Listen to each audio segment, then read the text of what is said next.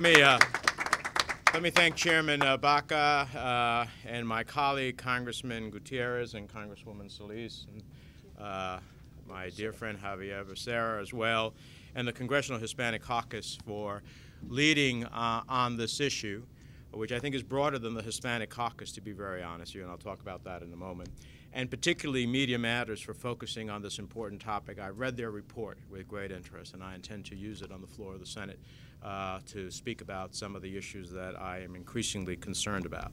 I appreciate the courtesy of going out of order because I have to preside over the Senate in just a few minutes. So, but I wanted to lend my voice of support to an effort to shine a spotlight on the type of coverage of immigration, and my voice of concern over where this type of coverage is taking our society.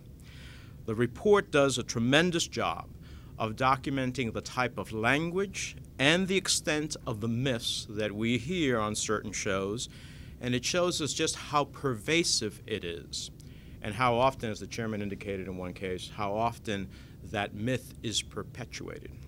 The way immigrants are described, the myths and exaggerations that are perpetrated, the legitimacy that this type of fear-mongering is given. These aren't just interesting facts. To me, these are trends that should alarm anyone who believes in the core values of this nation of immigrants.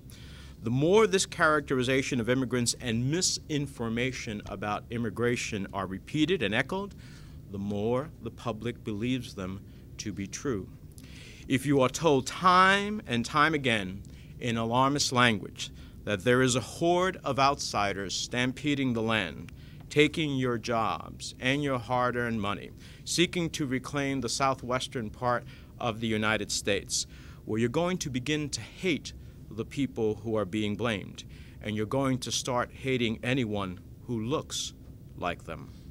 So I don't think it's only a small coincidence that this type of misinformation on TV has increased, that at the same time that that has happened, so have hate crimes against Latinos in the country. If you look at the FBI's latest report on biased crimes, you'll see the number of hate crimes that have come up that are based on a bias of ethnicity is against Latinos.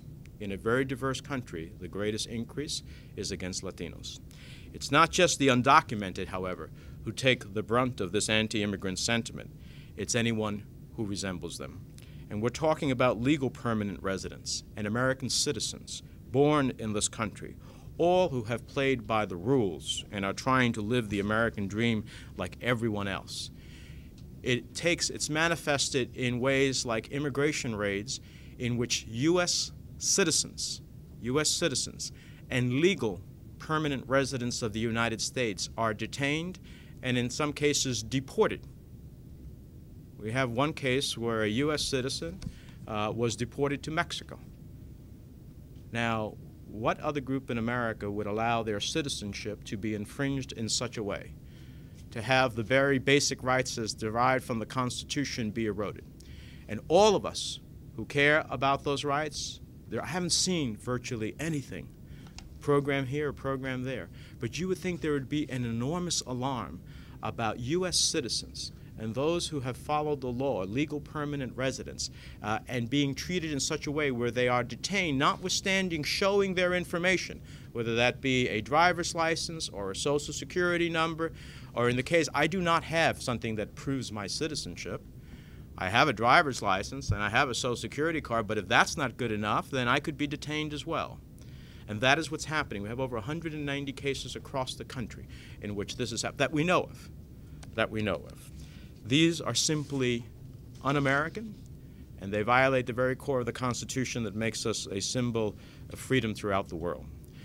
We know that our immigration system is broken. Everyone in this room, our colleagues in Congress and TV personalities alike, we all want to figure out a solution that protects our borders, our economy, and our American values.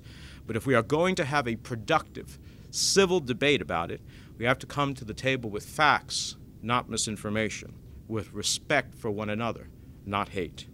Unfortunately, some of the people who have the loudest bullhorns in the media are using them to perpetuate myths and create distrust in the American public. You know, if the light of intolerance in this country, if the light of tolerance, I should say, in this country continues to fade beneath the shadows of fear, we will all see consequences far more terrible than we can even imagine. That has dangerous consequences, not just for the Latino community, which has become a target, but for the ideals and values that this nation was built upon. Let me briefly say in Spanish, para mí, yo le agradezco al presidente del Caucus Hispano y los colegas en la Cámara y a la agencia Media Matters que ha puesto este reporte para enseñar que tenemos una situación en la cual muchos de los canales de televisión, sobre todo de cable, tienen programas que abren en una forma que yo pienso, para mí, discriminan contra nuestra comunidad. Y lo ponen en una luz al inmigrante, en la peor luz que es posible.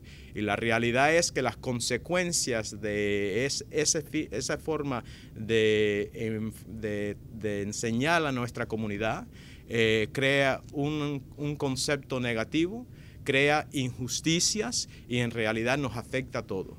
Cuando vemos que ciudadanos americanos, que residentes legales permanentes están siendo detenidos en redadas de inmigración sin ningún fondo, con impunidad, y cuando vemos la actitud de muchos de estos canales que hablan de nosotros en una forma que es tan discriminatoria, aunque hemos contribuido enormemente, hemos echado nuestra sangre para este país y actualmente hemos contribuido económicamente, no solamente nos duele, pero nos violan nuestros derechos abajo de la Constitución y actualmente es una vía en la cual todos lo vamos a ver en un riesgo mucho más. Y por eso yo espero que nuestra comunidad esté mirando a quién es que actualmente está teniendo este tipo de programas, qué es lo que están diciendo y quién son los que están patrocinando esos programas. Porque nuestro poder económico de más de 100.000 millones de dólares en este país es un poder que debemos usar en una forma constructiva para decir no aceptamos las mentiras, no aceptamos la forma en que estamos siendo definidos por ciertos elementos de la prensa que actualmente nos crea un gran riesgo a nuestros derechos, a nuestra Constitución y en la forma que tenemos que ir. Thank you very much, Mr. Chairman. I appreciate the courtesy. Thank you.